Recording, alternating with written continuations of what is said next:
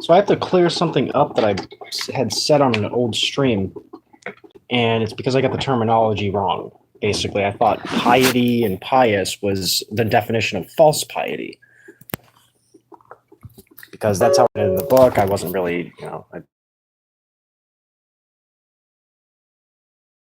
wanted to quit much. What the hell's the problem? Sometimes I get it wrong on the terminology. That's why I say no one's perfect. Because sometimes somebody actually means something else than what they have actually said because they didn't understand the terminology. They went somewhere, or they might have misunderstood it. So that's why you have to find God through the actual Bible rather than through what somebody else said, because you don't know for a fact if what they're saying is proper. It doesn't mean that they're incorrect. Now, what it says in the Bible is to detect, identify false piety, and to move on from that, to not try to defeat it.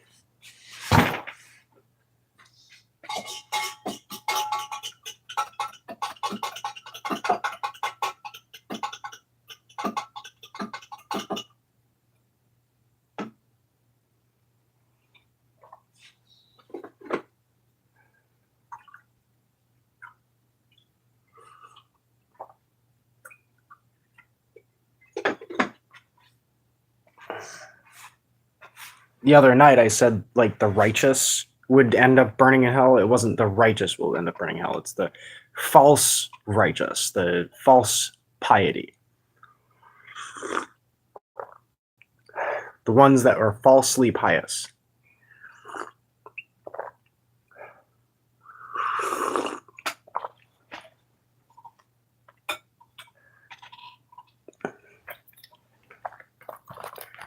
So I had to clear that up. I don't know how long this video is going to be. Now we got one person. I would rewind if you can, just to listen to what I was saying, or pay attention real quick. Say it again. So the other night I said the righteous will burn in hell. I didn't understand, like, it meant false pious, like false piety. That's the terminology I was looking for, not because I don't really pay attention to the deep definitions sometimes, and sometimes my mind won't pay attention to the actual relevant facts. I kind of skip over some details, but yeah, I didn't mean it like that. I meant it as it says in the Book of Enoch, the false pious, like the falsely pious will burn in hell. That's what I meant. So those who are acting righteous, what you're supposed to do is identify it and walk away. You're not supposed to attack it. What's happened in the Christian society is that they've decided to take it upon themselves to be like some kind of god themselves and try to attack it themselves. At the end of the day, it comes down to truth. So if you believe someone is being falsely pious, you're not supposed to go attack it. Blasphemy! But, they basically, all the truths will be revealed on the final day of judgment.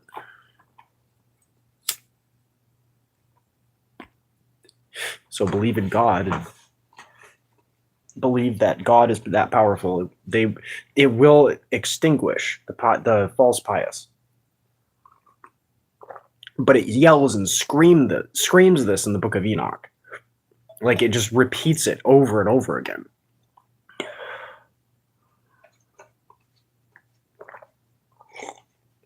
These are basically false prophets. But just because somebody said something incorrect, well, nobody's perfect. We're human. So I accidentally used a terminology that was completely incorrect the other day. So I had to clear that up real quick before people got the wrong impression or even clipped me. You might have clipped me saying that, but that's not my intention. That wasn't what I meant. What I meant was the falsely pious. I mean, they're just going to burn in hell. You don't have to necessarily worry about them. Your relationship with the understanding of the way is really what's important at the end of the day. So I was looking at old videos of me and seeing how hard it was for me to communicate these opinions on a camera, and how much different it is now, where I can actually free flow these ideas in front of an audience and in front of a camera. So I've changed quite a bit in the last 4 years. It was 4 years ago. I found a video from me from 4 years ago that never got published. I looked a lot different. I think I'm like better looking now, to be honest. Yeah, so if God loves us, then why does God give us a hard time? Well, it's because it's God testing you. See, God created Satan. People want to deny that, but God created Satan as basically a test. If we follow Satan, then we weren't, prepared for God.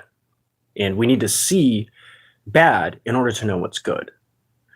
Because if there's no bad in the world, you don't know what's actually bad.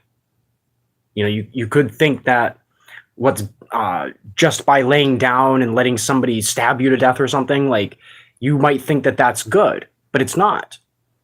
You got to know that murder is bad. So you have to see these examples in order to, you know what I mean? And God puts us through these trials to test us. That's what happens. I got hit by a car. I didn't deserve it. I've never driven like an asshole. Like I've always been very, very reasonable on the road. I never got a traffic infringement before. I one time didn't wear a seatbelt.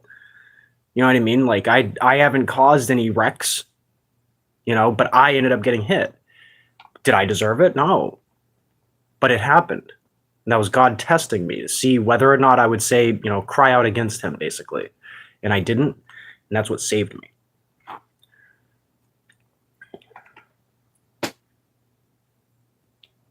Because I prayed to God instead.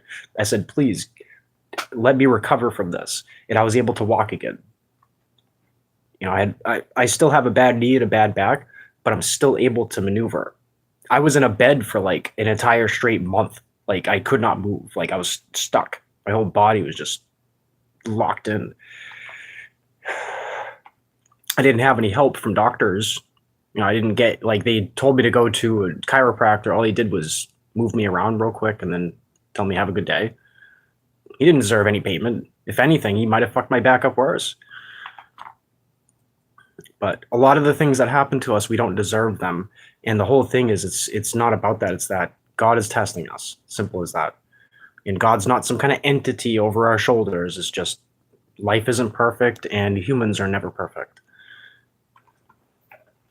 So when I had said the other night, oh, the righteous will burn in hell, I didn't mean that. I actually thought I was using the proper terminology because, like, I don't look at definitions. I never went to college.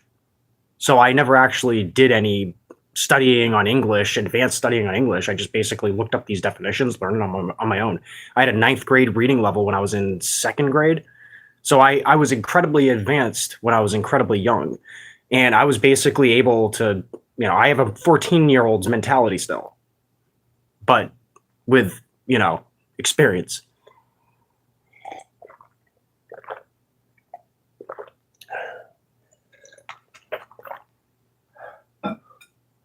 I haven't changed since I was 14. My opinions haven't changed since I was 14.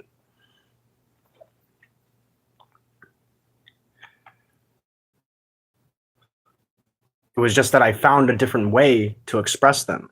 The reason why I perfectly is because that was the first time that I wrote a book.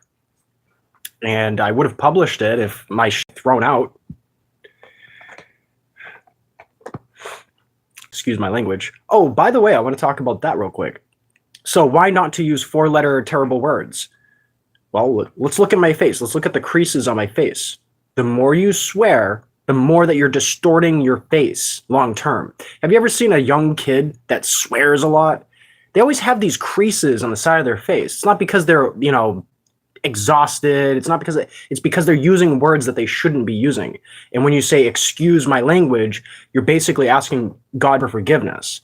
So you might actually undo that by asking for forgiveness. That's why you should pray in speech when you're speaking.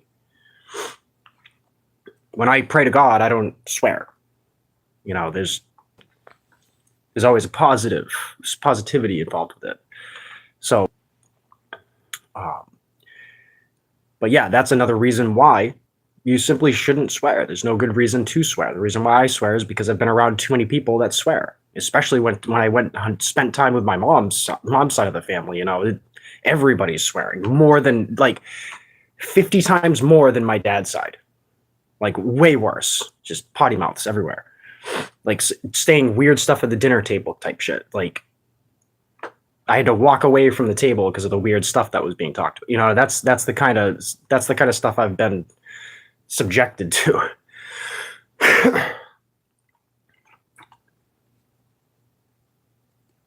Since I came down here, since I saw my mother's side of the family, my standards in life have kind of lowered. My expectations have kind of lowered. But at the same time, you know, I know what's bad and I can identify it. You know, my dad always taught me, he's like, don't swear. There's no good reason to. You sound terrible when you do. What does it say? You know, and he would only swear, like he used to never swear. And then he ended up going to where we moved to from where we were originally, where he got custody of me. We moved to a different town and he started swearing a lot. It was because of the people he was around. Basically resonated. But yeah, so I wanted to clear that up. What I meant the other night was false piety, not pious. But there's a lot of people that are falsely pious. They're not actual believers, because pious is like a strong religious belief, and righteousness is strong religious belief too, in a way. But it was false righteous, false pious.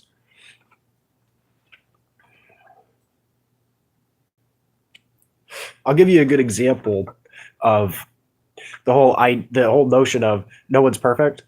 Einstein wasn't perfect, and he displayed it on a chalkboard. He wrote down the times table: 1 times 2, or what? Oh, what is it? 9 times 1, 9. 9 times 2, 18, all the way up to 9 times 8, 72. And then, you know, you go one more up from that, you know what the number is. But what he did, instead of actually putting the right number, he put 8, 0. I think it was that, or he put like 91. I forget which one it is, but whatever the case is, it might have been 91. So I think he put 81 and then put 91 as 9 times 10. And what he explained was, you guys never noticed, you know, the 9 times that I got it right, you guys didn't cheer that on, but you got angry and you laughed and ridiculed me for that one time I was wrong. So it's like the whole thing, there's no reward for good behavior. The same thing applies mathematically, but at the same time, that's our level of failure. That's our rate of failure, is that there's like a 10% chance that we're going to fail. That's what I base that 10% on. And then you look at just basic probability, basic combinations, possibilities. It stacks up or stacks down. So it stacks down the chance of failure if you're doing the right things. It stacks up if you're doing the wrong things. You see? So it's the little things that we do. If those stack up enough, then we fail.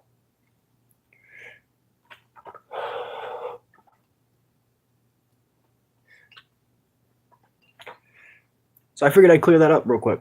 Have a good day, everybody. Thank you for joining. Wish me luck. I just put a new spoke on my bike, so I had to hacksaw the end of the thread of the spoke. So I don't know if it's gonna hold, but if I can run a dash tonight and I can go really fast on it and it doesn't break, pray for it. Later, guys. Join me on Pump Fun too. Heck, Ockminga.